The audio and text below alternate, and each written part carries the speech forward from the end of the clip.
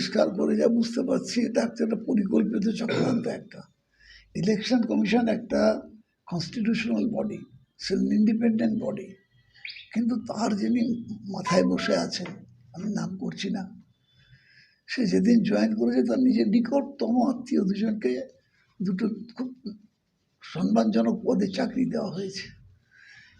যদি কোনো ব্যক্তি এইভাবে উৎকোচ নেন, তার সিদ্ধালাটাকে বিক্রি করে দেন, তার কাছে যুক্তি থাকে না।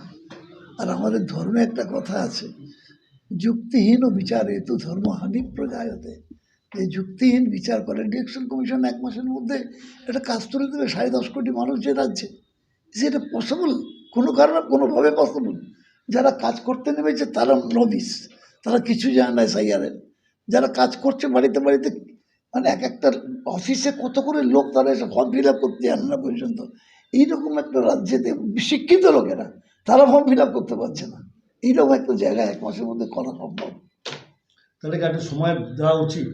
যথেষ্ট সময় দেওয়া উচিত ছিল। এসআইআর আমরা তো এসআইআরের বিরুদ্ধে যত না বলেছি, আমরা বলেছি যে একজন যোগ্য ভোটার, যে জেনুইন ভোটার, যে তার নাম যে আমার বাদ যায়। কেউ মারা গেছে তার নাম, আমি নিজে আমার দাদার নাম বাদ দিলাম। আমার দাদা মারা গেছে কিছুদিন আগে, ও 2002-ও আছে, 2024-ও আছে, কিন্তু ওর নামটা বাদ দিয়ে দিলাম।